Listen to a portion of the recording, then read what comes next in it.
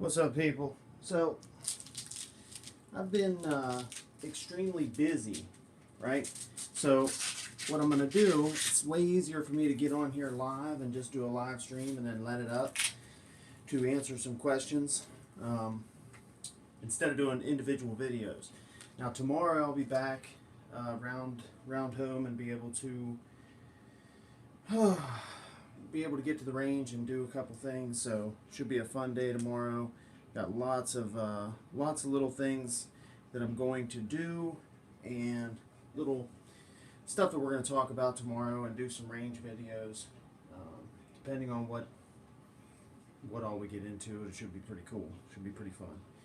So what we're going to do here is answer a couple of questions that I got this week, right? Like I said, it's easier for me to just jump on here live and answer the questions, kind of put it out there in a quick session here, and go from that. Let me look at one more thing, make sure there's no. I'll look on Instagram because that's where I kind of usually get questions. Let's see if I remembered all of them.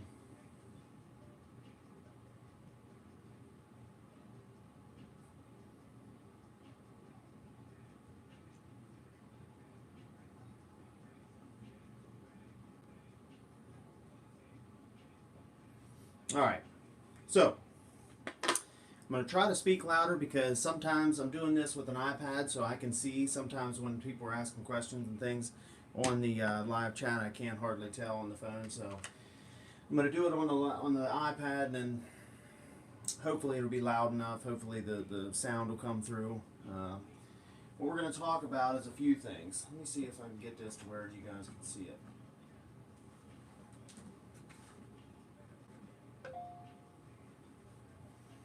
Okay, so the first question is best grip exercises. Somebody was talking about how to get stronger grip. I really believe that wrists are probably more important than grip. If you can, if you have a good enough grip to where you can grip a real pistol, and it doesn't move in your hands, then your grip strength is adequate, right? But most people, they're gripping the gun hard enough so that it doesn't move around in their hands. And one good way to tell this is if you have a grip where you're stacked up, if you can film yourself, if you see that gun lift and it goes away from your trigger, or your finger goes away from your trigger guard so the gun's coming up, that's a good way to tell that the gun is actually moving in your hands, right? So that's number one thing we have to fix right away. So if you need to work your grip, get stronger grip is going to be useful in every area of life. So that's going to be the first thing. Determine if the gun is moving in your hands. If it is, we gotta address that. We gotta get that dialed in to the point where it doesn't move inside of your hands anymore. And then I really think that most people are lacking in wrist strength. Most, especially men, average guys are going to have enough grip strength, naturally even, to handle a pistol at a high level. Okay, some of the best shooters in the world are not exactly athletical or athletic, genetic, prime examples of the human race, right? So I think that most people have enough grip strength. What we can work on is getting your wrists solid and being able to lock those wrists. So I talk a lot about feeling the muscles in your forearms. So as you kind of present the gun, here's totally relaxed. And as I present my gun, there's certain things that are going to change and certain muscles in my forearm that's going to go into a place exactly the same way every time, right? All this stuff is going to go, and I'm going to feel that. So when I present the gun in front of my face, I'm feeling that lock, and I'm feeling mainly this angle right here. So whatever your strong hand does, I think way too many people rely on the weak hand when talking about recoil control. Oh, you want your strong hand to be nice and soft. Well, the strong hand's the one that's got a hold of this thing in the best possible way. The strong hand is the one that's behind the pistol. So yes, I don't think that we should grip really hard or squeeze really hard with the strong hand. But that wrist, that strong hand wrist, and being able to set the gun out in front of your face and that strong hand wrist just lock, that's going to be the big difference. That's going to be huge. Farmer's walks, yeah, absolutely. That's it. Hangs and farmer's walks, which is kind of like the same thing, but farmer's walk is good because every time you jostle and walk, it's putting a little bit more stress on you, and any isometric thing. Squeezers are good for building up some grip strength, yes, and some hand strength, but you don't constantly squeeze the pistol. It's an isometric squeeze. You squeeze and that's it. You keep the squeeze. You keep the exact same grip, pressure, and tension. So anything where you're just going to be hanging, like pull-ups, obviously are good for you in every way. And then hang, just simply hanging as long as you can. One arm hang. If you can hang for about 20 seconds with one hand, depending on your body weight, you're doing pretty good. It's a legitimate test to hang with one hand. It seems like it'd be easier than it is, but when you hang off of a bar with one hand, it's like, oh, that's something right there. So hangs are good. Farmer's walks, absolutely. That's the ticket. And then wrist wise, so I'm a big fan of the old sledgehammer shit. Get you a sledgehammer, do the whole thing with the sledgehammer, and then put the sledgehammer behind you, and you want to crank this way. So basically that's just working all the muscle and tendon to strengthen your wrists, and the stronger you are in these areas, the easier things are going to become when you come out and you're doing work. Everything's just going to get easier. So the one way I like to do it is, I don't know if I can do this to where you can see, but all I have is a couple dumbbells with me here. So what I'll do is put a dumbbell in my hand, I'll squeeze it real hard, and then I'll just work it. So that's basically all you need to do. Obviously down here like this is how I'm going to work that dumbbell. But with these smooth dumbbells with no real knurling on them at all, it's kind of nice because the second your hand starts to sweat, you got to squeeze that dumbbell like a son of a bitch. And when you squeeze, it's very hard to articulate your wrist. So if you're squeezing really hard and then trying to work that, it gets better. So sledgehammer, dumbbell, whatever it is, just working the wrist. Push-ups on your fists, things like this. Probably pay more attention to your wrist strength. And then if you do lift weights in any way, always squeeze the implement as hard as you possibly can. So, let's say you're doing a bench press or shoulder press or anything, literally anything where you are grabbing a dumbbell or a bar, squeeze the shit out of it while you're doing the exercise. And that just, one, it turns on your central nervous system better, squeezing, basically going hard throughout the motion of your entire body. So it starts at your hands, goes through you. How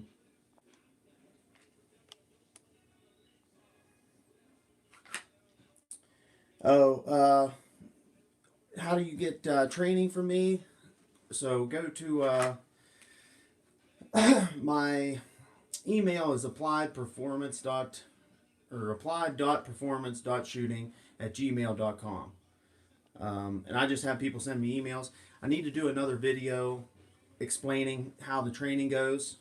There was one up before, but I freaking took it down because everything had changed so much. We had revamped the training process so much that none of the info was really accurate anymore. So if you email me, it's as simple as that. Email, and then we talk and hook it up. So I've got a whole bunch of people right now. I've been busy as shit. So yeah, applied.performance.shooting at gmail.com. Chris can't even remember it. Oh shit. Video guy carrying heavy stuff with a towel. Yep. Um, yeah. The towel stuff, towel hangs, towel pull ups. Um, I don't really do a whole lot of that just because I don't really need to or need to do anything special. If you just do hangs off a bar, off a 2x4, off of literally anything, off a tree branch, and just hang until you can't hang no more. And grip is one of those things where you can overwork it. And the biggest thing that I think with actual grip strength is working the extensors. So you can basically get some rubber bands and a couple big rubber bands and just kind of do that, or they make actually where you can order them. Nowadays, everything's on Amazon where you can order. Some little companies making them where you stick all your fingers in them and then you can extend. And you're so used to doing this. We do this all day long. So you build up all the closing, the contraction muscles, or whatever the fancy words are for it. Um, you work those all day long. So as you try to get better and better muscle balance, you want to work the extensors as well.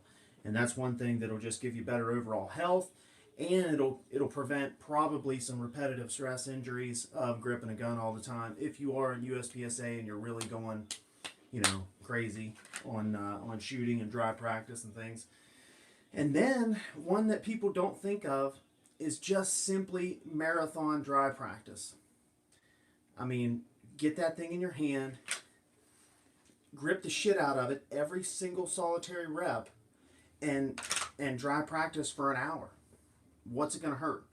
Grip the shit out of the thing until you literally are tired of gripping the pistol. And what I often do is I'll throw it in with several things. So one thing is probably one of the best exercises, honestly, for grip. Like, this is a 35-pound dumbbell. Okay, just hammer curls. Hammer curls in different wrist positions. So I'll put my wrist clear like this. Hammer curls. Hammer curls. One of the best. One of the best. Squeezing that dumbbell super hard.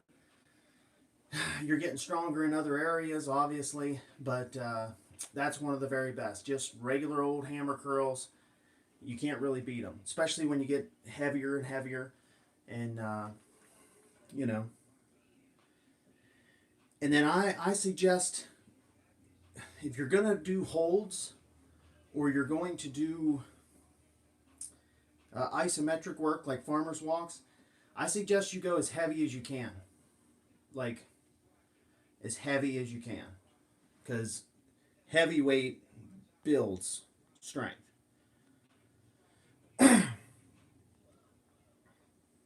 Yeah, any isometric holds or anything like that is going to give you some work. What's up?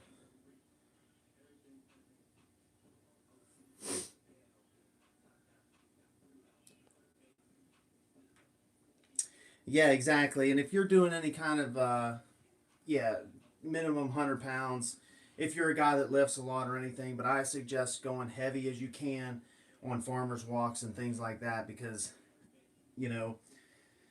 unless you're putting a set of lighter dumbbells in your hands and walking around for 15 minutes, I'd rather just do 100-foot farmer's walk and be like, until the dumbbells are falling out of your hands. Or a platform deadlift thing. Trap bar deadlift. Yeah, and if you're doing any kind of construction and shit, this all just kind of naturally comes. But a lot of guys, are working in an office or doing this or that or whatever. They're not out holding on a jackhammer or swinging a hammer around or grabbing bags of concrete and shit like that, or generators or whatever it is all day, twisting and turning and twerking with their hands and wrists. So they never really develop that much wrist strength. Another thing is hitting a heavy bag, okay?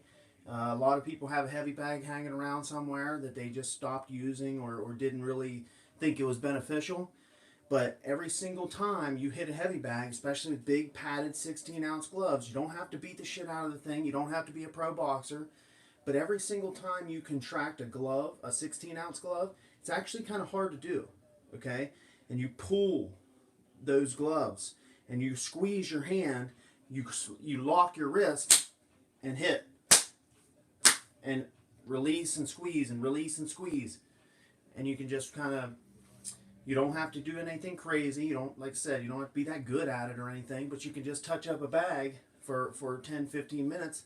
Your wrists will get harder. Like that's one of the biggest things that will get your wrists hard, get your hands hard, you get some cardio. I mean, that's good shit. For sure. Yeah, heavy bag is something that, you know, everybody should have a heavy bag hanging somewhere and beat on it every once in a while. If anything, it's a good way to take out some anger. Just get out and just rip until you can't rip anymore. Even if you don't know what the hell you're doing, beating on a heavy bag will make you just a little bit more dangerous if you have to. So we're all more likely to get in a fist fight than a gunfight. But I'm telling you, that's the problem, is heavy bags shake your house. So that's why, like here, I got, there's a little shed out back of this place, and I'm able to hang up a heavy bag in there, because it's rattling a little shed, but it's not ripping the house down. I'm a big fan of throwing just a tie down on a heavy bag, take it out in the yard, find a tree, hang it in the tree, beat the shit out of it, take it back in the house. That's what I do at home. I have a heavy bag that I just kind of walk outside with, throw it up around the tree, beat the fuck out of it, and then take it back in the house and throw it in the garage. So,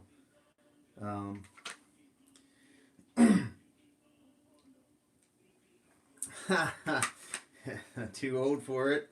You don't have to hit it hard anymore. Just chill. Just touch that thing.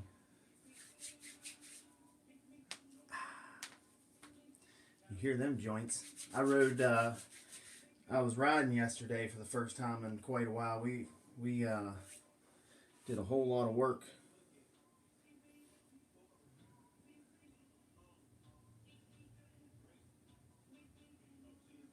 Yeah, the heavy bag will tear your house apart for sure, and it'll make your floor crack and shit, and you got to watch that. So I suggest just throwing her out in the in the shed, in the garage, somewhere that you're not worried about it, unless you built a setup for it that's really strong, or like I have a speed bag too, and it doesn't tear the house apart or anything, but it's so damn loud that unless the old lady's not around, I can't beat on that. But throw it around the tree is the jam. So that's it. Wrists. Wrist, wrist, wrist, wrist, wrist. And when you draw the gun and you put it up in front of your face, start really feeling what the hell's going on there. Start really feeling what's happening. Okay, here's loose. That's just locked in. I want to feel exactly like. For me, I can feel this line right here. Okay, and then I can feel just a little bit right there to where I always can feel the exact same thing. I can feel this right arm just go, and it's in, and that's it. That's one reason my index is good, and I can shoot so fast, just drawing the gun and shredding, and being able to put the gun right in front of my face and do work super fast. But it's also, it allows me to let loose a little bit too, because I know once this is there, I'm pretty well solid. All I got to do is basically steer the gun around. I don't have to even think about grip or grip pressure, or it just, and that does come with time and rounds. But the more you start to really get tactile about it and start thinking about feeling, you should be able to feel what you're doing at all times. And does it feel right? Does it look right? Does it sound right? Everything. Every sense that you have you should be trying to use in your shooting to get better and better and better. On Ben Steger's podcast here recently, they were talking about the same thing kind of on calling shots, where they can physically, at this point, once you get to a certain level, you can physically tell if you missed a shot without visual input of the sights. Okay? When we're calling shots, we want to see where our sight lifts from. So whether it's a front sight or a red dot, we want to see wherever that dot was. Okay? When I came around, shit, where's my marker? When I came around, here's the target. My dot was right here, and it lifted. Okay? If I get to a certain point, I literally don't even have to reference and see that that dot was there and lifted. I felt that that shit wasn't correct. I could tell that that shot was no good just by simple feeling. And that's, yes, that comes with rounds and time, but it also comes with really being in tune and thinking about what the hell you're doing and trying to feel your way through everything. Use your natural body alignment, natural indexes, all these things. And then when you're in practice and you're trying to go fast and try to uncork a new level for yourself, just let her rip. Just freaking hold her wide and see what happens. I literally shoot 5,000 rounds a year where I'm just shooting as fast as I can physically do the job. Just ding, ding, ding, ding, ding, going like a madman, and then be like, oh, just see what happens. And then I start to rein that in, and eventually my processing speed and my eyeballs can keep up with that craziness. But at that point, when I'm just going like a madman, that's me just trying to naturally like do the thing like old Wild West shit, like drawing the gun and shooting a guy in the face. Whether that shit happened like the movies show it, exactly. That honestly though, think about it. Watch Taron Butler, freaking pow pow pow pow pow. He just drives. That's just natural hand-eye coordination and index. Obviously, a couple million rounds of practice, but we can all utilize that a little bit in our own practice, and I do all the time. I just try to kind of use natural hand-eye coordination and just send some rounds every once in a while and do things as fast as physically possible, and I see what happens. Basically speed mode, but it's even a step above speed mode because I just want to try to see what that looks like. Because when I started shooting fast and I was watching other guys and I'm thinking, there's no way that guy's seeing his sights. There's just no way he's doing it. The guy is just shredding like a madman. There's no way he's seeing his sights. And then slowly, I just tried to shoot that fast. And then I try to see my sights a little bit and shoot that fast. And then slowly but surely, eventually I'm like, oh, I can start to see my sights going that fast. I can start to see what's going on. So it is possible. It just, you got to get, you can't go where you haven't been. It's basically what I'm getting at. You got to go as hard as you possibly can, see what happens, see what that looks like, and then start to figure it out from there.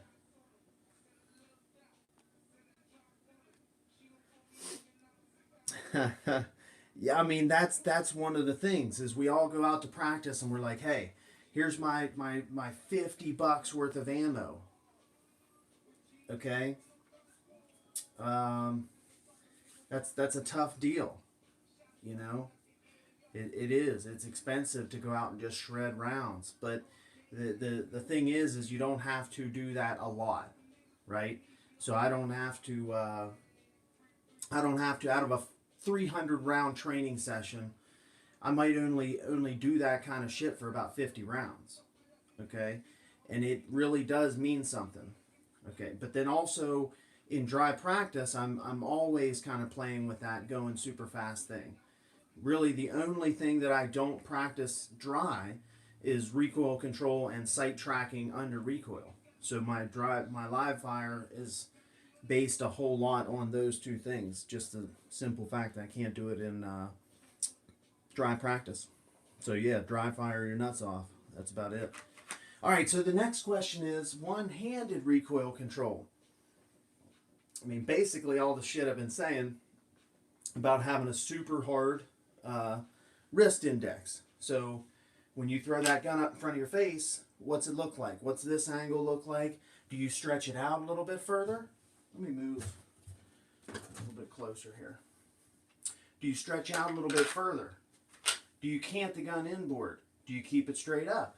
I keep it straight up. And I'll tell you one other thing that I do that has helped a lot of people that I've talked to and told them to try this. What I try to do when I'm shooting one-handed, I can do bill drills, one-hand bill drills right around 2 seconds flat from gear. So my bill drills from with two hands are about 1.6, 1.7. I can do them all day at about 1.8. With just strong hand, I can do right around 2 seconds, maybe 2.10. All right. So that tells me that I'm only losing a little bit. So I want to be nice and solid. I believe strong hand, we should be able to do damn near the amount of work that we can do with both hands.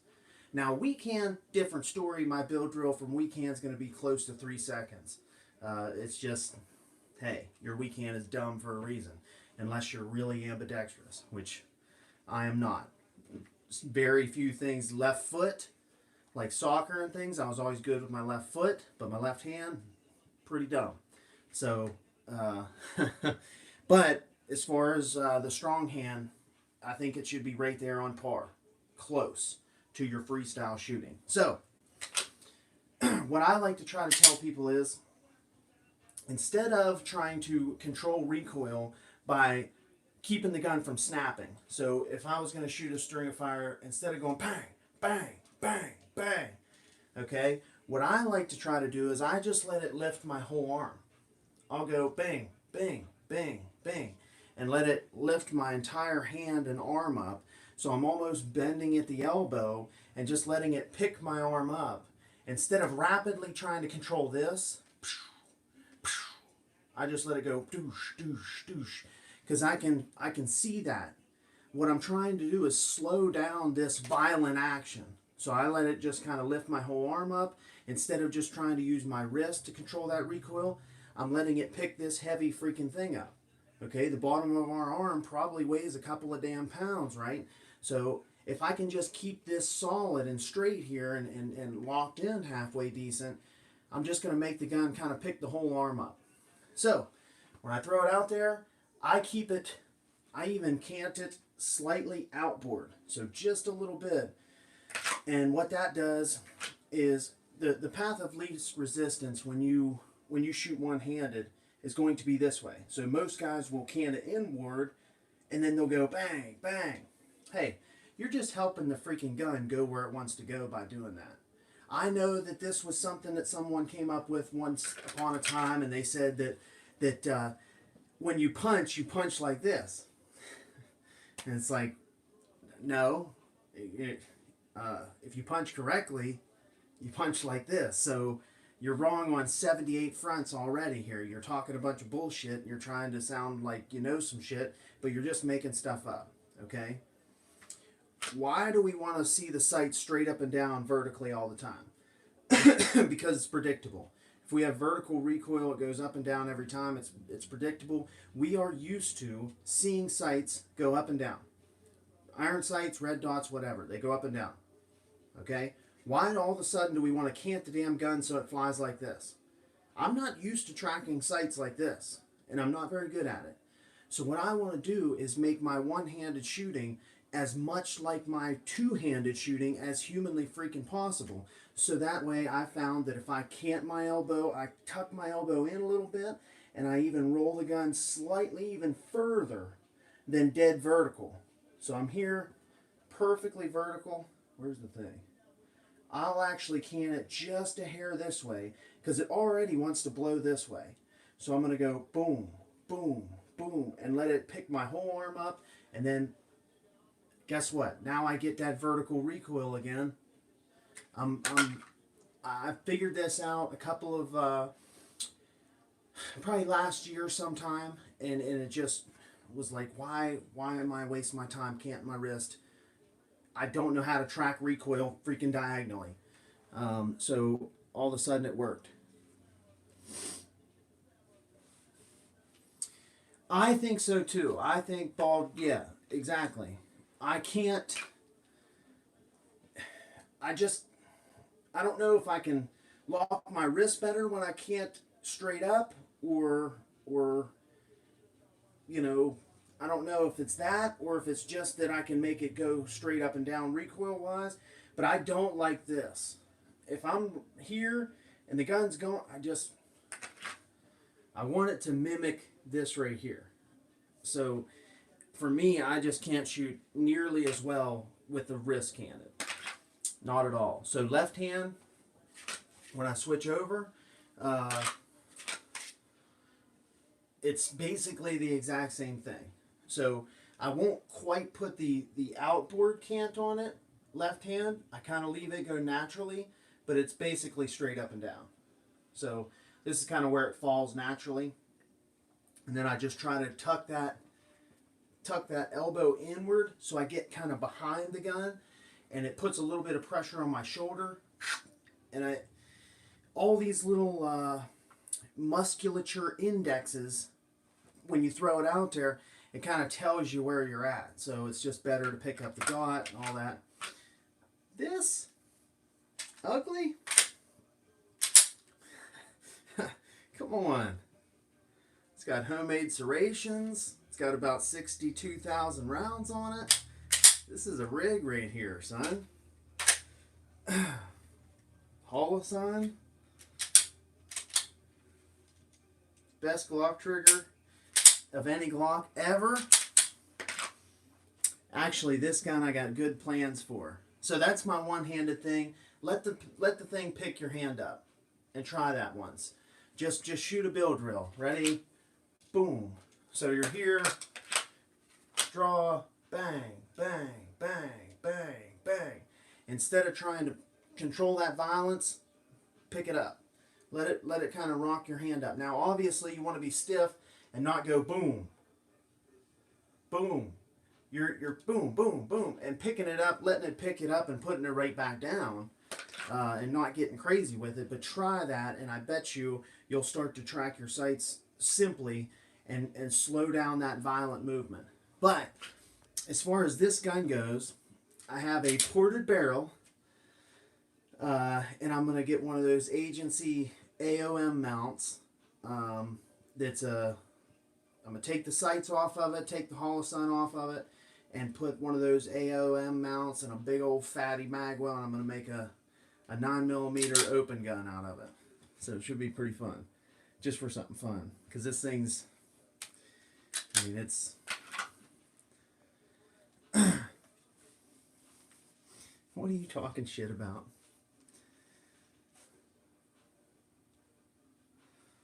Huh.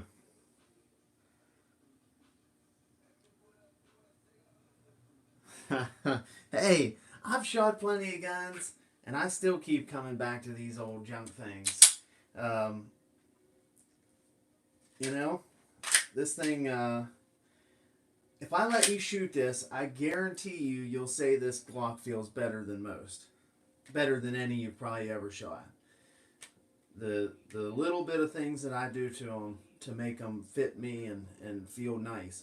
Like, I can't stand really a stock Glock. I mean, the first thing I'm going to do to it is undercut it. If it's a Gen 4, I got to cut the things off of it. I take a little bit out of here so I don't get slide bite. I take a tiny bit off the back of them. Not the Gen 5s, but the older ones. I got the finger thing right off of here. I do the triggers myself. And this Glock trigger is...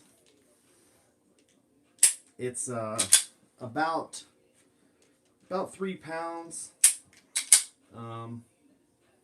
Yeah, this thing is different than any Glock you've felt, especially with thousands and thousands of rounds through them. They begin to feel better and better and better with time. Like a stock Glock straight out of the box, out off the showroom floor, oof, it's an ugly thing. But I've shot every other gun. I've never shot one of those weird-ass Excaliburs, but Yeah, see, I don't mind the grip angle, but you know, I have this pistol here, um, my fancy range bag, and I can shoot this. I mean, the Beretta grip angle is not anywhere close to a Glock, and I can shoot this thing right now, right away, 100 miles an hour, and I don't feel any difference. So, and I love this thing. I thought about, a guy offered me a trade on a Sig Legion for this. And I was like, I'd like to try a Sig Legion, but I don't want to get rid of this. And I'm not just going to buy a Sig Legion.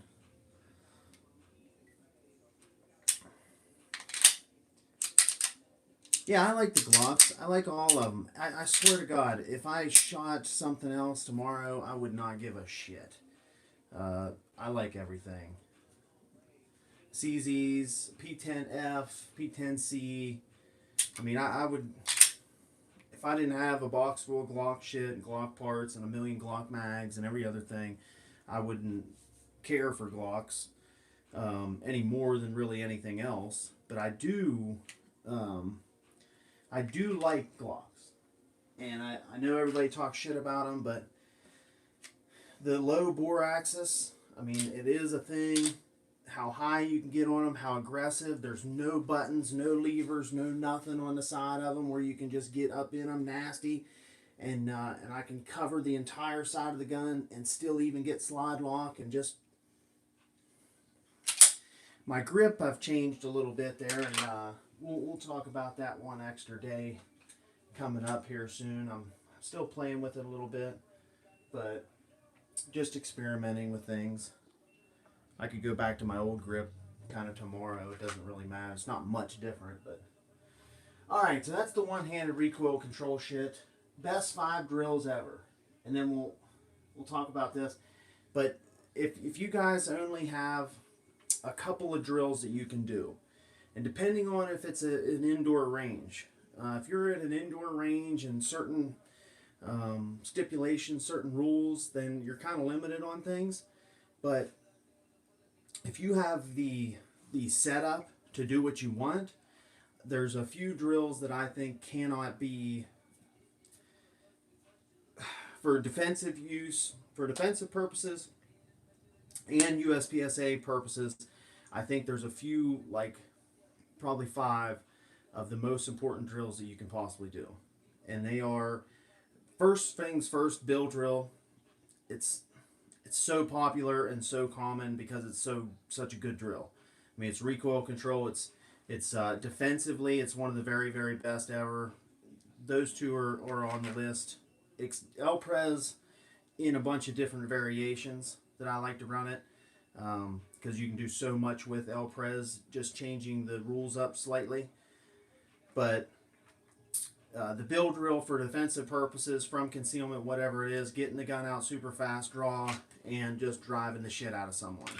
That's very, very useful always.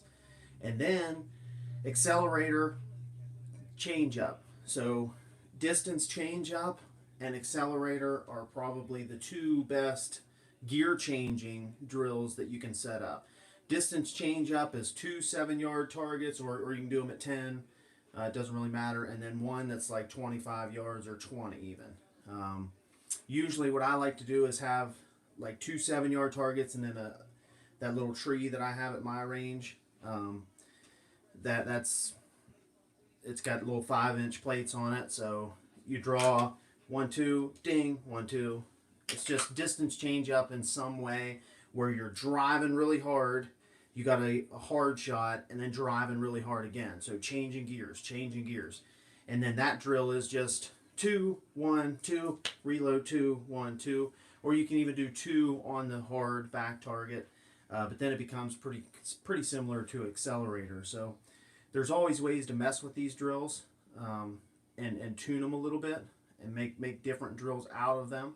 But The third one is accelerator. Accelerator is a target at 7 yards, a target at 15 yards, and a target at 25 yards. Basically, just kind of just on the side of each other. So you're not really swinging very far side to side.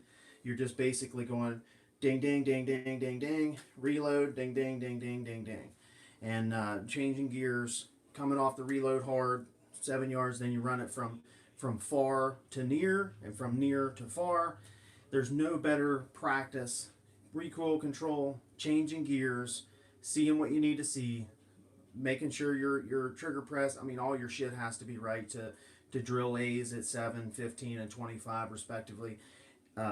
Pushing yourself. You can run them in different modes. Then all of these drills you can run in different modes. Then probably one of my favorite drills is the box drill, the newer version of the box drill. That I guess what people do on Instagram is ridiculous. They come up with drills that we've all ran 700 times probably, and then they coin them as their own. It's just, I don't get it. But anyway, the box drill is, I got a video of it that we were doing there a while back. But you draw 2 to the body, targets are spaced 5 yards apart, 2 to the body, 1 to the head, reload, 2 to that body, back to the original head. Really good. You're kind of swinging the gun around, but you got to stop on the head boxes, which are very small compared to the A zones. You can drive into the A zone, swing, but then you got to have a nice shot. Reload, drive into the A zone, swing, and then a nice shot to the head. Changing gears, big transitions, draw, reload, manipulating the gun. Then all you got to do is just kind of add some little flavor to each one of these. And then probably the other the other maybe best drill, doesn't matter how long this takes you, but 25 yards bill drill. So you can't technically call it a bill drill at 25 yards because a bill drill means 7 yards of USPSA zone or IDPA, no down zero zone. Ran at 7 yards, 6 shots, 7 yards from the holster. All this is the exact same thing, 6 shots from the holster at 25 yards. USPSA A zone, if you can do that reliably under 8 seconds is a pretty good time to go for. My standard, where you'll get a hat, is under 4 seconds, which haven't had anybody do that. The last guy that I taught was an A-class USPSA shooter, and he did it in 399, but he had a C that was, I was close to just giving it to him, but technically he didn't get it, so that's pretty heartbreaking. But yeah, it's tough to do. Basically what it is a 1.5 second draw to first shot. You have to get that done, which that's simple. But then 0.5 splits into that A zone all the way up through will land you at 4 seconds flat. So you need to be just under all that, and that's how I kind of came up with the 4 second standard. It's hard for me to do. It's just hard. It's hard to be reliable and get that done. So yeah, shoot further. Move on back. Move her on back. That's another thing in practice. Try to go fast further. Force yourself to see. Force your vision. Force yourself to see the sights. Force yourself to see the dot. Shoot the dot. Press. Dot, press. Whether it's a front sight or a red dot, doesn't matter.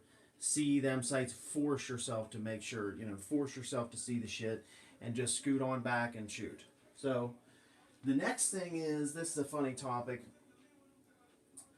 Some instructors say not to practice certain things. Now, most of the time this comes with tactical Timmies or real defensive-minded instructors that are all defensive-minded, that don't like competition or whatever because it's not real world or something like it's supposed to be.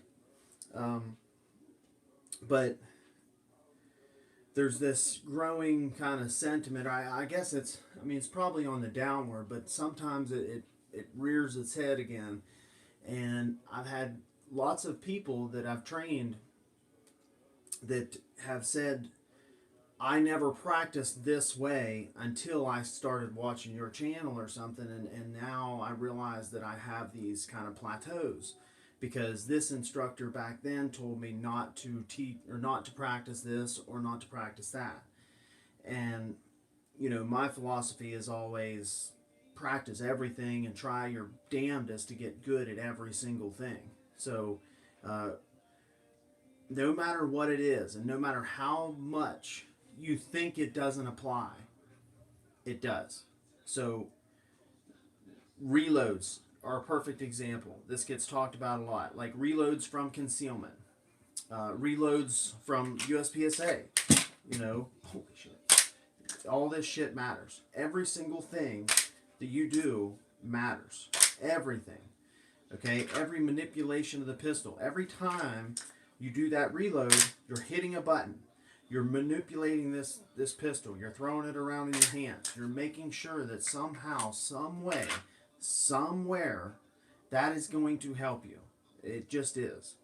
So, if you want to be very, very well-rounded, do a lot of work from concealment, a lot of work from competition stuff. If you're into both, I like to be really well-rounded. I want to have the same level of performance from gear or from carry stuff. So I'm just going to kind of practice everything, and I would much rather practice everything and slowly evolve my skills as a very well-rounded shooter than to just practice one pointed subject and be like decent at it but suck at everything else. Because I promise you, if you practice all the shit all the time, you'll be better in the end, right? You'll have that linear progression we're always talking about, not plateaus and shit. You can't have that. So to instructors that tell you, you know, don't worry about this because it's statistically unlikely to happen, and gunfights are 3 yards and 3 seconds at 3 feet and 3 rounds and all this shit, and it's like, guy, just relax. First of all that shit is boring. Like, I want to have some fun. You know, this at the end of the day, it's a hobby that could save your life. I mean, let's be real. Yeah. I mean, you got to have fun. You got to just let her rip and just have a good time with it. And practice everything. Practice shit that you don't really think is applicable. That's why competition is so good, I think. Because it makes people better all around. It just makes you a better shooter, a better gun handler all around in every way possible. And you get better. And then when that day comes, if that day comes, you're better. Better at everything. Trust me, from my experience, fights are extremely weird. And weird shit's gonna happen. It's super weird shit. You know? People think that a lot of that gamer shit is never gonna apply to them. Hey, some weird shit happens, man. You could literally have something happen and it's possible. Everything is possible in fights. Super weird stuff happens, and even some of the weirdest gamer shit that you could possibly get into in USPSA and things, they can help. So everything translates. Everything's important. All the small details and minor things of technique and this and that, that'll all help you be better on the day. Now, in that fight, in that moment, none of that shit matters.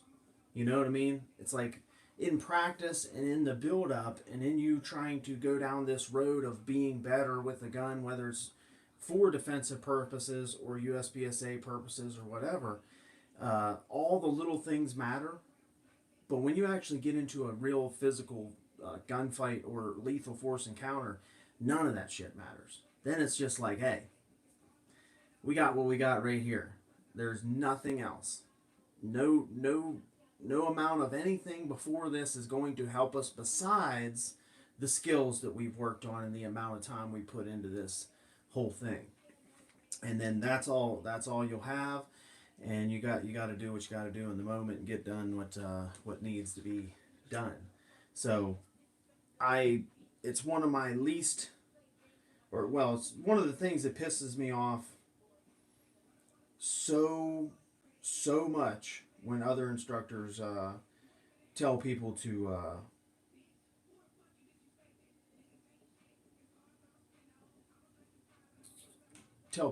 not practice certain things. Sorry, I was getting a funny little fucking idiots. God, people on the internet are so damn dumb. It's not funny. So yeah, that's all I wanted to talk about, is just letting her rip a little bit here and get in a few things.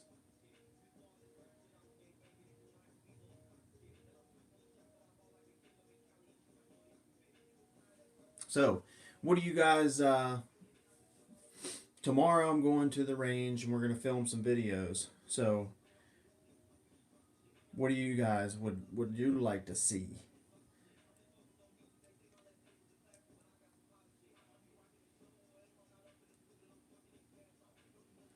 Yeah, yeah. When you're working those distance change up and accelerator type drills and things like that, that's all about just learning your kind of your baseline at those distances, and then you can also apply that to any drill that you see or any stage, and then you kind of know what level you're capable of, and then also you got that baseline where you can try to go above that, beyond that. Say, hey, I know I can shoot 0.5 splits at this distance. So guess what? Let's run 0.3s. Let's get on the trigger a little harder. Let's try to force this thing to do what we tell it to and dominate over the gun and tell the son bitchin' thing to put holes where we want it to put them, and then see what happens. Because at the end of the day, sometimes you just got to force this son bitch to do what you want it to do. I mean, that's basically all I ever do. It might not be the most finesse looking thing ever, but I'm just going to force the damn thing to do what I tell it to. Shoot some more skeet with a Glock. I need a thrower. Need a partner for that. There might be some people out there tomorrow. We're gonna ride dirt bikes a little bit. Built a whole bunch onto the track. So I'll probably show you guys a little bit of that stuff, just because I never really have. But maybe we'll get some footage of riding and shit. We built a couple big jumps and shit. Be pretty cool. We were out there, probably 25, 30 people out there yesterday. But I had to come here for today and then go back home tomorrow. So shotgun drills, well, that's going to be kind of hard because I don't have a shotgun right now. I sold my 930 to upgrade to the 940. So I'm working on finding one of those or getting my local gun shop to get me one, or I might just grab one off of Gunbroker. But I'm about to do that any day now, and been kind of forgetting about it. And we have two wobble throwers, skeet throwers down there. So that's yeah, we're gonna have some fun with shotguns here soon. But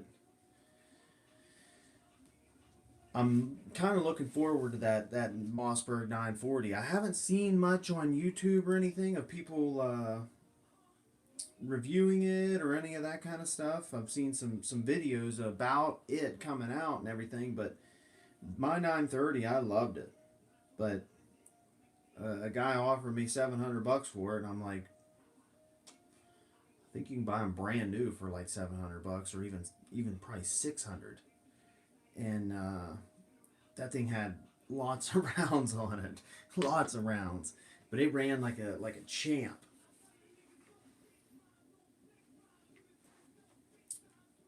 Yeah, I shoot steel. I mean, we all I have at the range there is that little tree, so I just never really put it.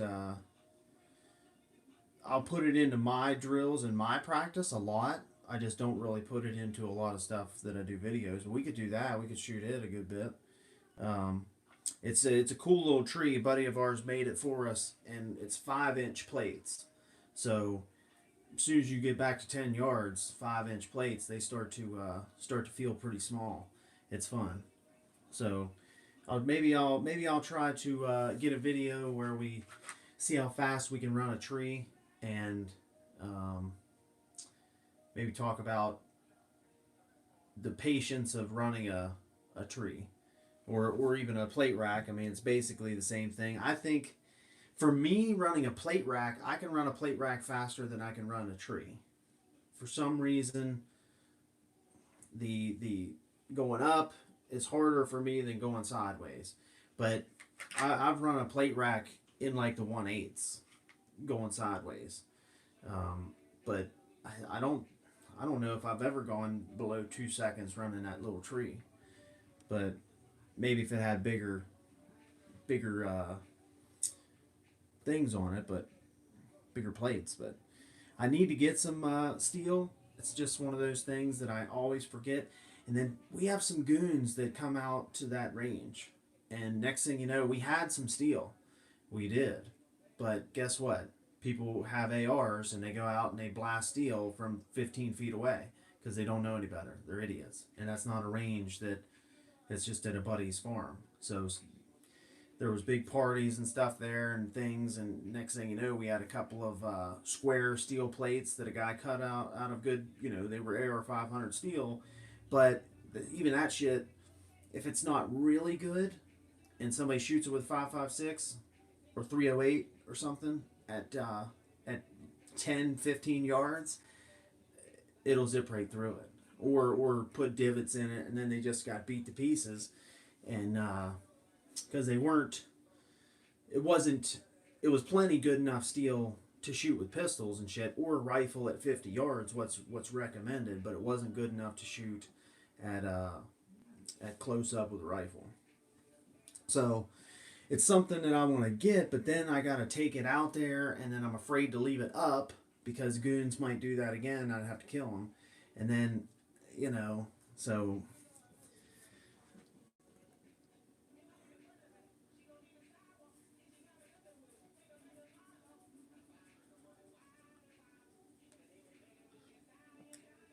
where at in New York are you, Ball? You're probably not that far away from me, really. I mean, I can be in New York City in just over 4 hours. Probably to the New York line. I mean, New York City not that far away, really, but from the line, I guess. But yeah, I can be in New York in 4 hours, or even less. About basically just whatever it takes me to go through Pennsylvania, New Jersey. Yeah, I need to get one thing I'd like to get, maybe, because I think it'd be the most handy steel, would be one of those plate rack in a bucket. It's kind of like a little kit you buy that has a bunch of 6, 8-inch. I think you can order different sizes. It'd be cool to have like some 8-inch steels, and it's got 6 of them, and then you kind of just throw some little 2x4s together, and it makes like a plate rack. Obviously, not a plate rack that falls down, but a plate rack basic setup. And then with those 8-inch steels, you could probably find a bunch of other little shit and just kind of hang one here and hang one there and make some shit.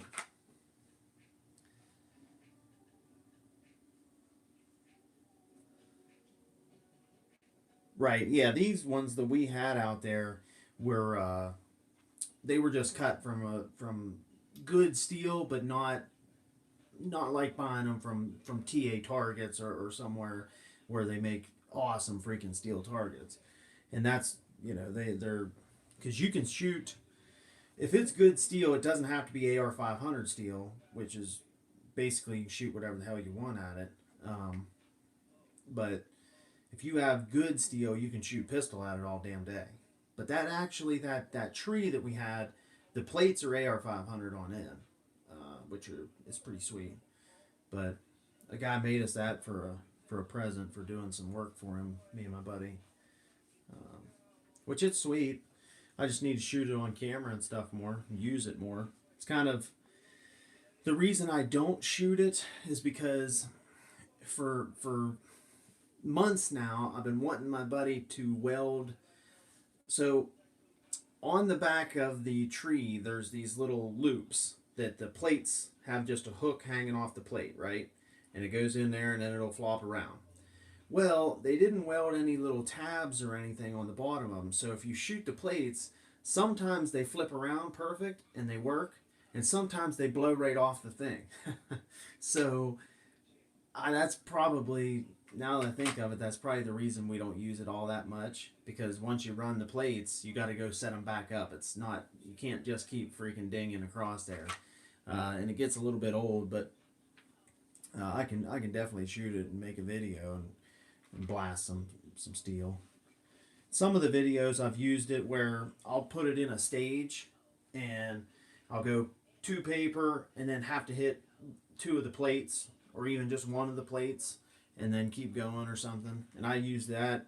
I do that all the time in my own kind of practice, because normally what I'll do when I actually do a video, I'm basically just at a practice day of my own, and then I kind of do maybe one or two videos while I'm there, and I just talk for like 20 minutes or 25, 30 minutes even, and just kind of ramble on and shoot some drills or do whatever. And then on a certain topic at least. And then when I get home, whatever footage I've got, and it's any good or then I kind of just put a video together out of it. So unless I have a real pointed topic that I want to talk about, I usually just kind of wing the videos and see what happens. And I just try to edit out shit that's not any good or not pertinent, because sometimes it's just difficult to do a lot of pointed discussion when you're shooting in the middle of it and trying to run drills and do things and talk about a certain subject and do it all in one video instead of trying to like compile. Like if I wrote in a notebook and tried to like really put videos together with a ton of thought and execution, like yeah, I could, but I ain't got time for that shit. So I'm just gonna put them together and randomly talk about a bunch of shit, just like the last video I did. All I did was made a 20-minute video and then condensed it down to about 15 of random talking points of bullshitting about something while I'm running drills and just kind of throwing out some stuff there. But in that video, there's a few things that are good points of discussion to really think about in your own practice and try to utilize. And that's a lot of what I do in my practice, is I do a lot of shit like that and just go and randomly kind of go through my practice day, and I don't practice the same shit twice. Like I'm not just going to sit there and run 5 build drills in a normal practice. Every once in a while I will, but very rarely. So I like to just randomly, okay, I got about 6 USPSA targets set up. I even got that little tree, and I'll just be like, okay, I'm gonna go 2, 2, 2, head, piece of steel, this thing, and then turn all the way around or run over here and hit something, and I just run that. And then just what I normally do is I might run it like twice, so I can get a kind of a reference time. Or maybe I made a shitty mistake or a stupid mistake somewhere in there, and be like, all right, how much can I fix this and make it actually worth a shit? And then I'll maybe run it again, maybe run it a third time if it was really fun, or if I think I can just let her rip on one. But I just kind of go through my practice really randomly and doing different shit all the time. Now, the day has usually a theme behind it. So when I get to the range, I always have a purpose, always have a theme, whether it's strong hand, weak hand, vision, movement. It's always got a theme. But once I'm going inside of that theme, that purposeful practice, once I got my theme for the day, which is movement, then I'm just going to do a bunch of random shit that involves movement and try to perform at a high level. And every person has their high level. That's why building a baseline and having your numbers and knowing what you're capable of is always freaking important. That's all I want to do. I know when I do something right. I know what it feels like. I don't really even give a shit what the timer looks like, unless it's a standard drill, like accelerator or L-Pres or a build drill or something. Then I can look at the timer and tell if it was a good run, respective with the target. But for everything else, it's all about feel. I know that I couldn't have shot that drill any better, or I know that was pretty rough. That was kind of choppy and didn't put it together well, and freaking stepped on this thing over here and missed my mark, and or crossed my feet up and damn near fell on my face right here like an idiot, or just whatever it is, or I pulled the trigger when I saw the dot clear over in the D or something stupid. So my practice is pretty weird. But yeah, Josh, I just can't. I don't want to. First of all, I don't have time to put together or like get footage of this and then get footage of that and then get footage of this and I'm not doing all that shit. My video is going to be straight through, all one thing, topic. Now, sometimes I have better topics than others, but most of the time it's just somebody asks me a question and then I think it's a good question. Or when I'm bullshitting along with someone in training, you know this, as we're bullshitting through things in training, like things pop into my head immediately that I'm like, oh shit, I gotta write that down. Like, we gotta talk about this more because this is important. Just random little stupid talking points that don't seem like much actually become a really some things stick and they change things forever. I mean, there's small things, not for me personally, but as far as how I teach, I've come up with a bunch of weird shit, especially when it comes to the appendix draw and just my philosophy on things. It's all basically just talking and talking through ideas, talking them out, talking to the wall, talking to you guys, talking to the camera, and then all of a sudden I'm like, ooh, that was pretty good there. Let me write that down, and then I'll expand upon that and just keep building on that and building on that, and then sometimes that changes the way I do things as a whole, like completely. Just like the accountability thing in dry practice and the video training stuff and how much we stress that and talk about that and trying to translate dry practice skills to live fire skills and accountability in everything that we do. Like, that was all just slowly a progression of talking through things and talking about things and trying to figure out how to, in my own practice even, how to translate the skills in dry practice to live, and then slowly just starting to put them together and turn them into something. And next thing you know, you've got something.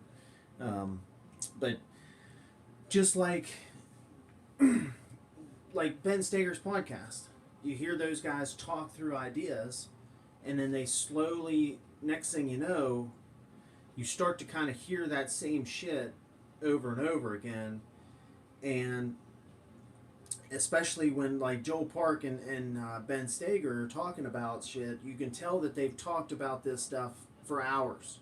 And Hwang-Sik Kim, basically the guys that are always on there, you can tell that they've had these discussions 100 times internally, and they've worked all these little things out, and then next thing you know, they've used them, and it's changed the way they think about shooting, or changed the way they think about teaching it, or whatever. And I talk to myself constantly. I mean, when I'm trying to come up with new stuff for teaching, or even videos, or new stuff for a process in a class or something, I just talk to myself fucking all the time for hours about nothing. Stupid shit. But that's all I wanted to speak on today. Bunch of random stuff here, and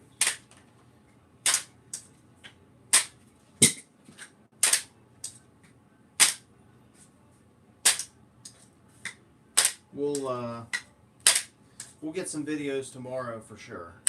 I don't know what about, but I got a couple things written down. I got one test that should be pretty fun. One fun test from Mike Pannone. That's gonna be fun. I'll do it from concealment and kind of goof around with that.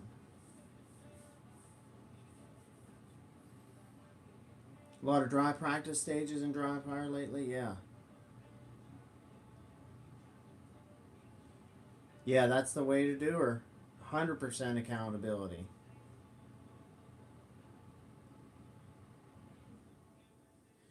Yeah, that's accountability in dry practice is so freaking important, man. If you're gonna do it, why not do it right? Like, we want to just try to make sure that everything we're doing in dry practice is going to freaking translate. Hey, what's up, man? Just jumped in. We were just talking about some questions. I've been really busy lately, so I haven't had chances to make a lot of videos or anything, and I've gotten a couple of questions here. Got some grip exercises and wrist strengthening shit we talked about, and what else? One-handed recoil. Talked about kind of letting the gun float up a little bit instead of trying to not let it break or violently control recoil. I like to let it just kind of pick my arm up. Makes it more predictable and less violent. And I also don't cant the gun inboard. I kind of keep it straight up, or even cant it outboard slightly so I can get vertical recoil. Then we talked about the 5 best drills ever. The bill drill, accelerator, distance change up, L-Pres with different things where you go 2-2-2, reload, slide lock reload, whatever the hell reload, tactical reload with retention, doesn't matter. And then head, or 2-2, or 2 to the body, 1 to the head, 2 to the body, reload, 1 to the head, 2 to the body, doing the X, L-Pres. And then a 25-yard bill drill. 6 shots from the holster at 25 yards. That's the 5 best drills that I can come up with. That's probably my favorite. And then some shit that instructors tell you not to practice, which I freaking hate. So, we just talked about a bunch of random bullshit. Makes it easier for me to just talk about it for an hour on here, and then that's it. I don't have to try to make it up. Make up videos.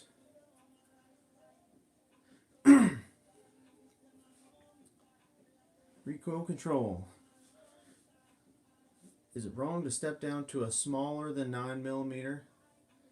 Thinking about getting a 9mm Mac, huh? I mean, I ain't got no problem with any of it, you know. If that's what you want to do. I mean, I think that you could control 9mm really well if you put in some time to get there with it. It's recoil control is one of those things. It's a work in progress a little bit, but for me now it feels like nothing.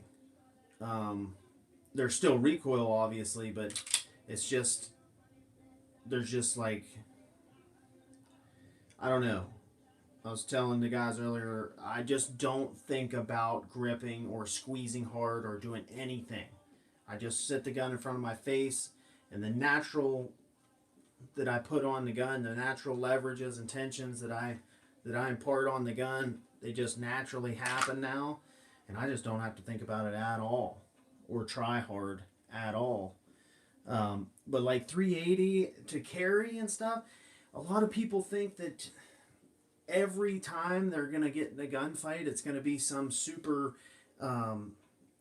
dude that's on PCP and just won't die. Like most people, when you start shooting them, they stop doing what they're doing.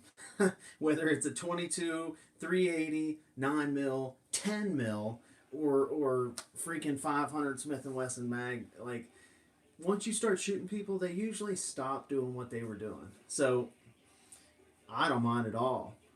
I think that honestly, like one gun that I think would be cool for Glock to make would be like the Glock 48 in 380 or Glock 43X in 380 that would hold like 15 rounds or whatever, or especially with those shields, hold like 20 rounds of 380.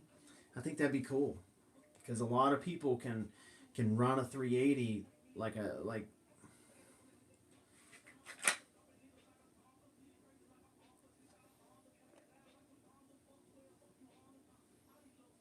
Yeah, Josh, that kind of stuff that we did all the time. Just keep pushing that stuff and coming up with new random weird shit to do.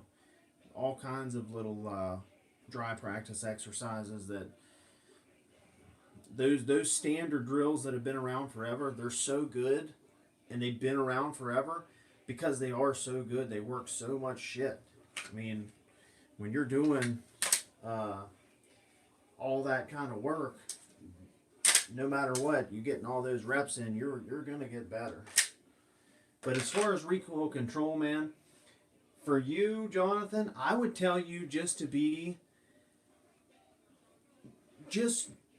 super freaking aggressive for a little while you practice, and run a lot of doubles drill, where your doubles drill is basically just bang bang, getting one sight picture and pulling the trigger twice. So bang bang, bang bang, bang bang, bang bang, and kind of trying to control recoil more and more and more, and getting those two shots tighter and tighter and tighter at like 5 yards, 3 yards, or putting a piece of tape horizontally is one really cool thing that I do in classes, especially for beginners. I do it constantly. Is use tape for vertical and horizontal shit, especially with red dots. But a piece of horizontal masking tape is what I use for my doubles drills. I put a chunk of horizontal masking tape, and then I just sit there. I have my normal grip on the gun, and then I just go whack whack and hit the trigger twice and try to hit that piece of masking tape with both of them at 5 yards, 7 yards, even to 10, 15, but obviously you're going to start spreading out. But I would go super freaking aggressive for a little while, like overly aggressive. Just grip the gun and do anything you got to do to grip the shit out of that gun and torque on it. Do whatever you got to do. And you don't have to do this because that doesn't help any. But just present it in front of your face and then just rip on it.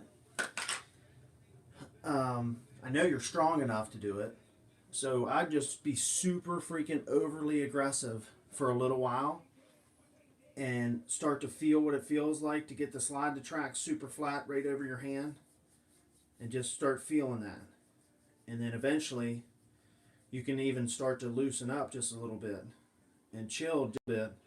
But you get so used to just every time you grab a pistol and present it in front of your face, you get so used to doing it at a certain level of intensity, and you get so used to all your muscles feeling the exact same way when you just set everything in place, that eventually it starts to happen really, really naturally, and you don't have to think about it one bit.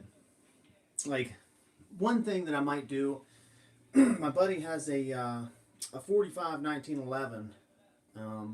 I'll see if he's got any 45 ammo on hand that I can use up, and we'll shoot some drills and mess around with that thing, and show you guys that it really doesn't matter caliber wise. Once you get your grip like really dialed in, and you start to really think about what you're doing and thinking about presenting the gun, and just locking your grip in, shit, it don't matter what caliber.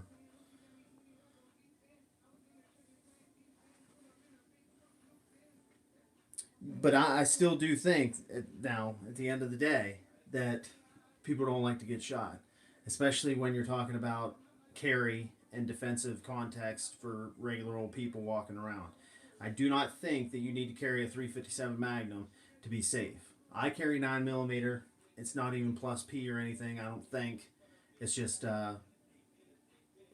Spear Gold Dot 124. So it's nothing special. I just people um, usually just don't like to get shot, and they stop doing what they're doing unless you get that one dude that's on PCP or bath salts or something. He's trying to eat your face.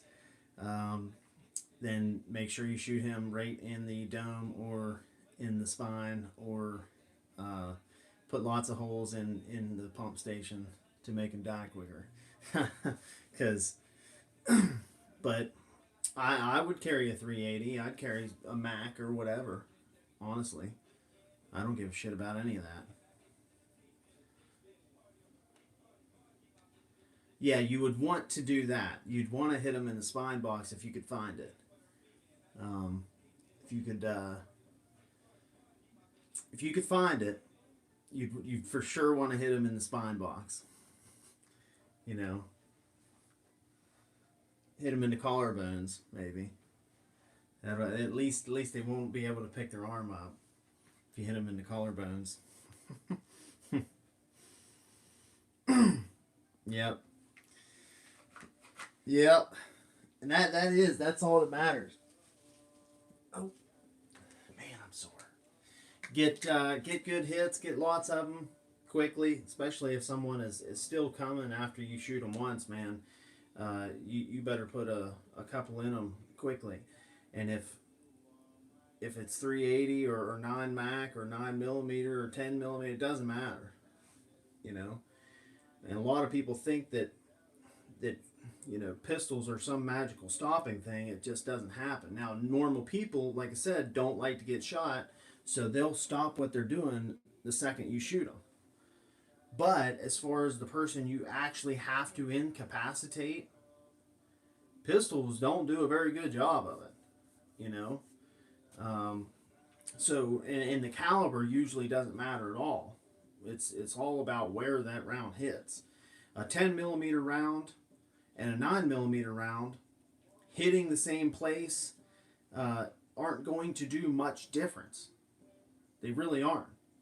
If that place isn't really, really close to a very, very important place, or that place isn't a very important place itself. You know what I mean?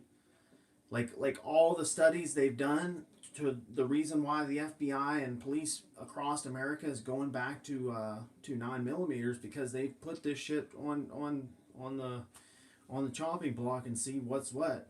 And what they found is, hey, you got a 9 millimeter versus 40 versus 10 versus 45, whatever. You poke the hole in the exact same place, no difference. It's all about the place. And then all the rounds are good. So, shit. 20 years from now, they might be shooting 380. Especially when everything gets better and better and better with time. 40 Smith & Wesson come out and they thought, oh, this is the ticket. This is that beast of a round. And now everybody's like, well, 40 Smith & Wesson's kind of dying because there's no reason for it. Unless you hit the right spot, it's no better than 9. And if you hit the right spot with either, they're both effective. So, anecdotal evidence will tell you different on this or way or that way, but that shit don't matter. Yeah, psychological versus physiological. That's all there is to it.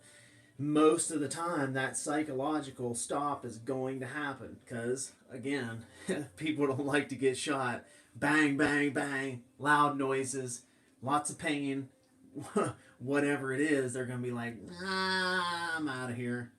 This car ain't worth it. This money ain't worth it. You know, this dude's got a gun.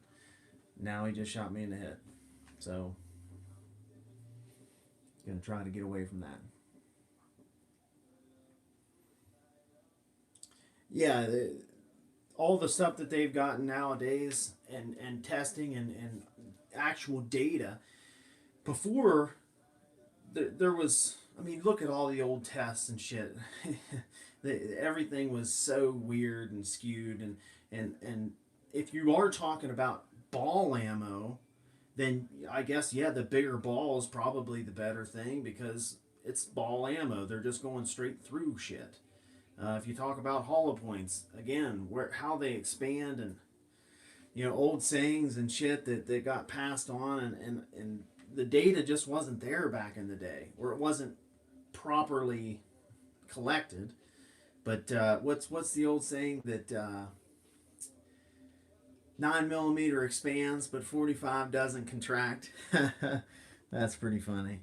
That's a good one though. But yeah, I still know plenty of people that are like, "You carry a 9mm?" And I'm like, dude, I yes, I carry 9mm, but I can draw and shoot the guy 3 times in the head before you even get the gun out. It doesn't even matter what distance it is. So I'm gonna go with my 3 rounds of 9mm right in the guy's head before you ever get the pistol out. That I feel comfortable with my 9mm. You know, obviously I can't say that, but that's what I'm thinking. Like, yes, I carry a 9mm. No, I don't feel outgunned or undergunned from it. The caliber debate is just something that's hilarious, especially now in 2020. Like, you got to hit the right spot.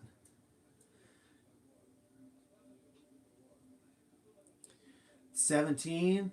I mean, it could, and then the 5.7 or whatever.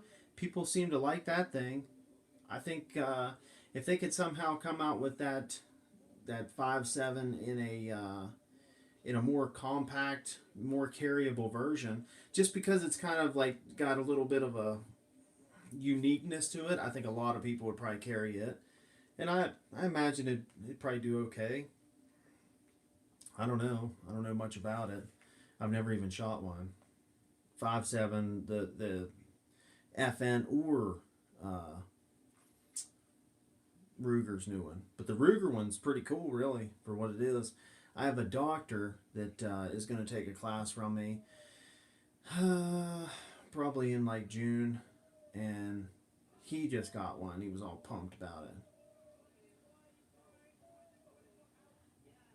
Random dummy rounds in the mag for a recoil anticipation? Okay. Um, I don't. I will put a random dummy round for use in malfunction clearance, but that's it. I do not. I do not like the random dummy round for recoil anticipation. Why? Because I don't believe that recoil anticipation is a real thing. All right. Now that's a conversation that we could get into, but I want you to watch very, very, very good shooters when they don't get a slide lock and they go to click the next round, even though they're phenomenal shooters, grandmaster level shooters. You'll see this. Now, lots of people would say, "Oh man, that was you anticipated the recoil." It's like, well, why is every one of his shots prior to that click dead nuts where he wanted them to be? Because it's not pre-ignition push, it's during ignition push, because we cannot control recoil in real time, but once we get really good at the timing of timing our finger to tensioning our wrists and our bodies, we can control recoil kind of in real time by doing that. So that takes a little bit of rounds and a lot of practice to get to that point where that pre-ignition isn't happening and actual present ignition or post-ignition push is happening. Um, but it's possible. So there's pre-ignition push is making you miss. So recoil can, to sum it up quickly, recoil anticipation is not an issue unless it makes you miss. If you are missing because of it, then it is an issue, and it's something that we can address. But that ball and dummy round thing does not fix it. Okay, all it does is tell you, yeah, you're pushing the gun. It doesn't tell you, it doesn't teach you anything. It just tells you, okay, yeah, you're doing that thing. But for the most part, I would have a million other ways to fix it that don't have the ball and dummy thing. But the ball and dummy thing is good for putting dummy rounds in your magazines for random kind of when I'm doing defensive practice, I do that a good bit. And you know, my malfunction clearances is actually a video that I need to make. Kind of never did, but me and Josh have talked about this a good bit. The old he said he went to a class one time that the guy was teaching level 6 malfunctions. Oh, that shit cracks me up. Like, Jesus. Oh, boy. Level 6 malfunctions. But yeah, definitely do it for that. But the recoil anticipation thing, if you ain't missing because of it, it don't exist. Because some of the best shooters, or all of the best shooters, basically. All of them. Exactly. Rob Latham, he'll fail the ball and dummy drill every time if you consider it a fail. But he's not missing because of recoil anticipation. Since I began training, the way I run a beginner course, the process that I use, I have never once had a beginner have a problem with a flinch or recoil anticipation because they're actually afraid of the the bang and everything. So it's all about kind of wrapping your head around it a certain way.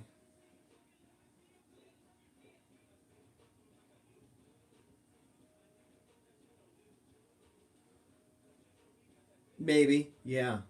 Yeah, if you're obsessed with big caliber and different things like that, and having the newest, greatest caliber or whatever, or 40 Smith and Wesson's no good, so it's got to be 357 Sig now or some weird shit. Like, dog, just get better, just get better and faster at shooting, and then you're probably gonna be fine. And then everybody thinks they're going to get attacked by a herd of buffalo too. Like, where you live to be in gunfights with elephants and shit? Why do you need all that?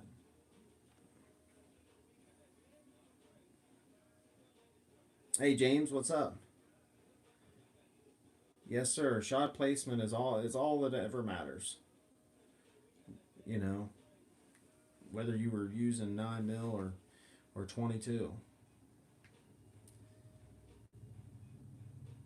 5.7, yeah. Yeah.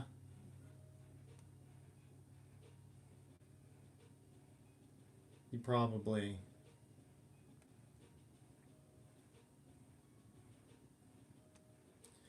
Walter Creed. Yeah, I've messed with those things before.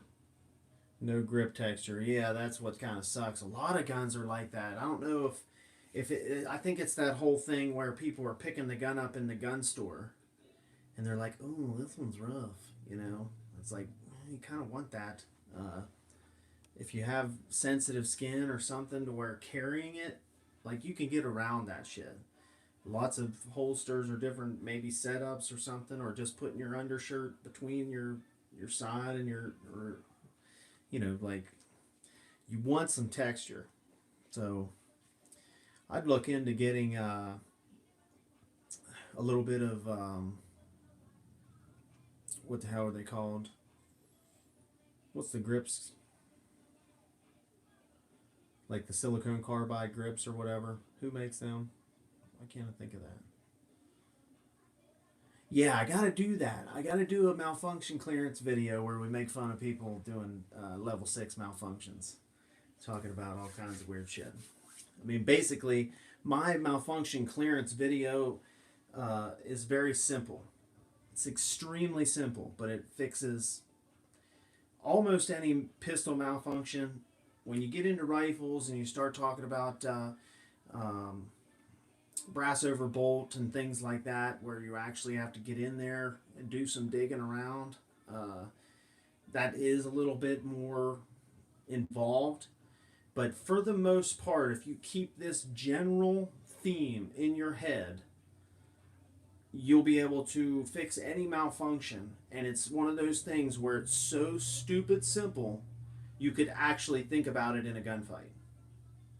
Okay, level 6 malfunctions and doing this and holding your elbow here and rubbing your stomach and patting your head and talking about all this crazy bullshit, that's not going to come back to you in a gunfight, because you're not going to be able to retain all that nonsense that super instructor was telling you. But a simple phrase might come back to you when you're actually needing to, grip tape or something like that. That's all you need, probably. Throw some of that on there. Or stipple it, I guess.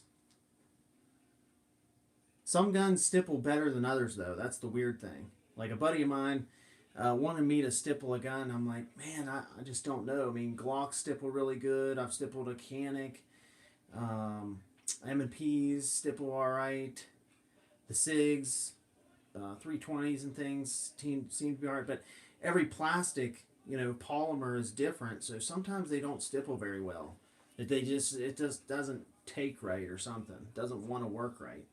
And if it's a harder plastic, it seems, the stippling, when you melt it, it doesn't get a textured edge. It almost gets a smoother edge.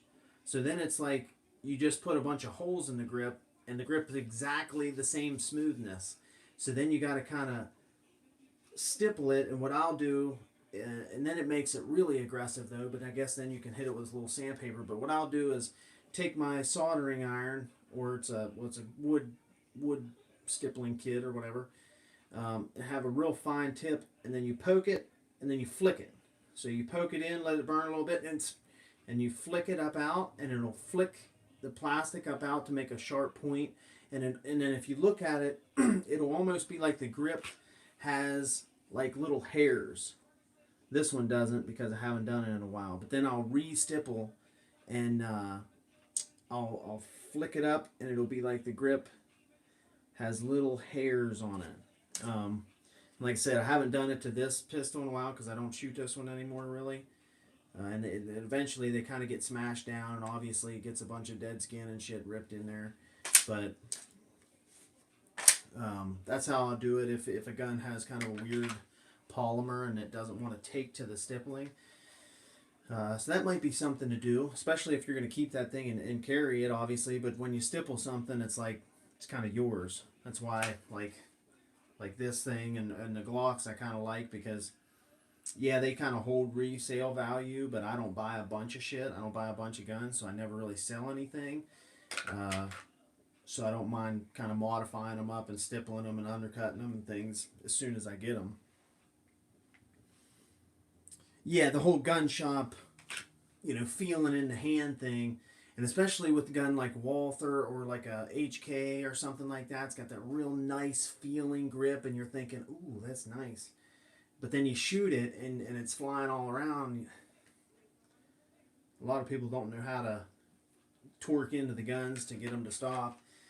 I think even stock Glocks, the texturing stops all the way down here, like right at the mag, and it's like, dude, I want like right here and on the back corner of the back strap is where I need the most texturing, and that's where you don't have any.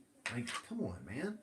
If Glock, one thing is those RTF2 or RTF3 or whatever the hell they were with like the Vickers style Gen 3s, that shit is bomb right there. If Glock did that and literally went all the way up to here, with the texture, all the way up with the texture. As you see, I stipple every inch of mine. My new pistol, I put this little ledge on this one because I used to shoot like that way back when I didn't know anything.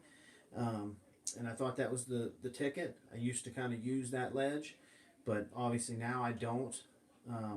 But I stippled all of this one. I didn't quite do that to my 17 now that I use, but I just want stippling everywhere that I can get it, and I want the texture to be high. But those Gen 3 Vickers Glocks that the frames are kind of popular now. They're probably expensive and hard to get a hold of.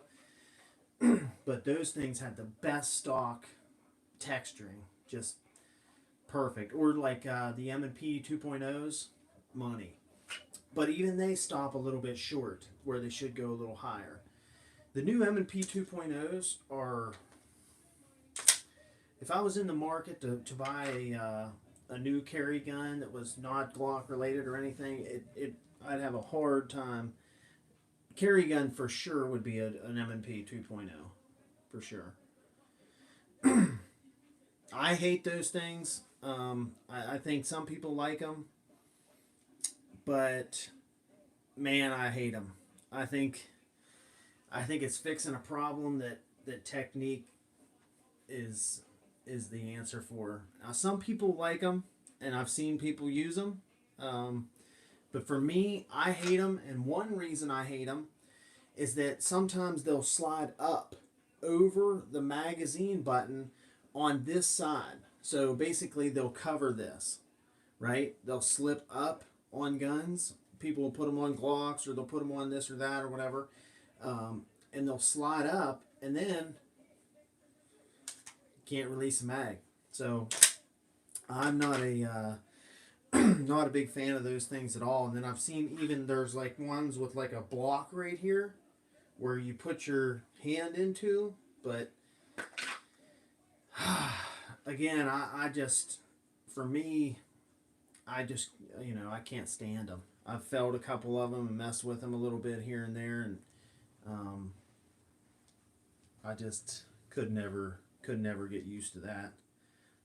I don't like anything foreign really on the pistol, and I just don't like that it could potentially be a hazard or a problem.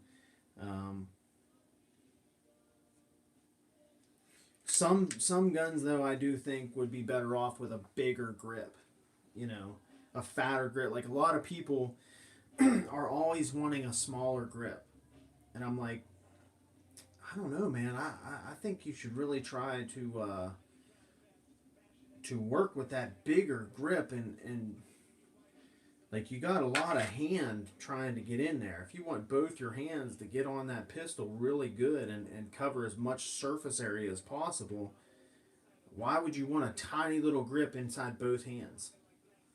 Like, you think that you're dominating more over the gun with a smaller grip, but a lot of the times, the best in the world often have bigger, fatter grips on their guns than smaller. Glocks are fairly big, blocky from the factory. So basically, all I do is just take a little bit out of here, and then they're solid, good to go.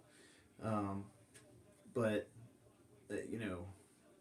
this LTT, these grips actually, they're really thin compared to most Berettas, okay? But they do have like a see the swell? They're fat. So they fatten up top, and then they fatten up in the bottom like a little palm swell, and they fill your hand. So it takes this is a fat gun, and it kind of takes that and puts the swells and puts the fatness of the grip right in the perfect spots. So when you shoot this thing, it's just like, oof, oh man, the grips just fill your hands.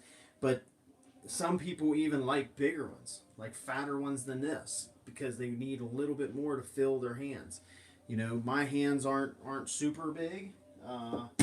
We're XL gloves, but they're just thick, right? Thick and wide. So they cover the grip really good, but then they're not super long to where I don't need that. But I just don't like super small grips.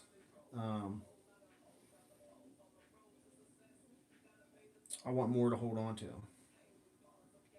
Now, yeah, for carry and things, as small as I can go is Glock 43X 48, which I'll be getting a 48. Especially now that the Shield Arms mags are 15 round mags, man. And they're working. You know, everybody's been testing them out and things. They're working. They seem to have killed that. Like, that's the 48 feels pretty good to me, and it's just big enough that I can really get on it. So that's about as small as I can go.